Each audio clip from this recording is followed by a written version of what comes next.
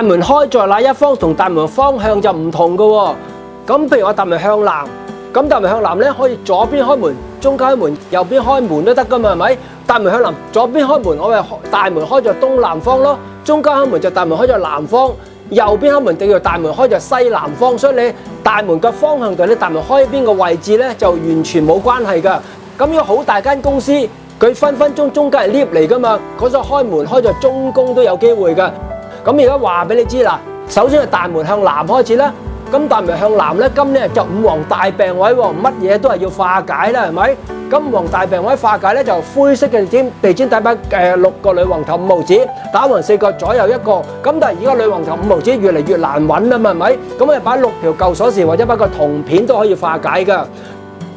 咁呢個西南今日嚟講叫破軍7尺屋裏面嘅地氈咧就擺灰色，化是非破財。咁今年咧正西咧就叫爭鬥嗌交位，最簡單咧粉紅色地氈化嗌交啊！而家粉紅色地氈原來都好易揾，我以前成日都揾唔到嘅。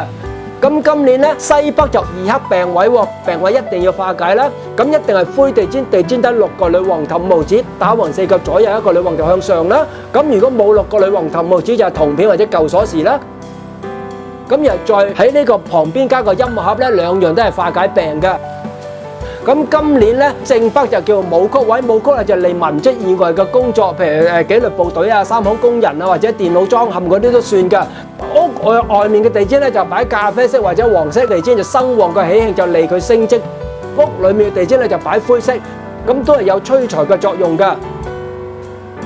咁今年咧東北嚟講，今年係文昌位喎。如果你想催旺文昌咧，就灰地氈下低擺一個綠色嘅布都得㗎。又或者唔使啦，你咁就黑灰藍或者青綠地氈一張都可以嘅。咁正東今年係過氣嘅財星，都仲係財位嚟㗎，都仲可以催財㗎。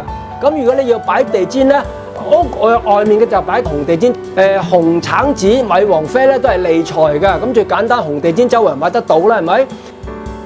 咁今年咧東南就喜慶位喎。咁喜慶位如果生旺嘅喜慶咧，屋外面嘅地氈咧就擺一個綠色嘅。其實青綠紅橙紫嘅地氈都得㗎，咁不過紅橙紫又容易，青綠都容易，咁你都中意擺邊種就擺邊種啦。咁仲有個中宮啦，中宮頭先解釋過啦，中間都可以開門㗎嘛。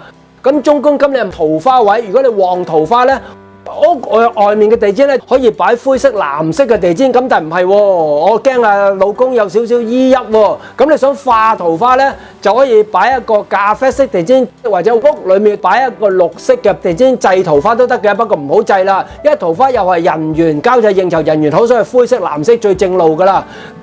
嗱，跟住啦，如果我冇講強調要擺屋外面或者屋裏面都得咧，咁原來屋外屋裏面都得嘅。頭先教咗啦，有啲擺屋外，有啲擺屋內，有啲加有啲減嘅，所以記住，譬如化病嗰啲咧，你無論外面又好，裏面又好，總之記住化病嘅地氈，最緊要踩，所以目的係要踩，所以室外都唔緊要，除非我有註明嗰啲。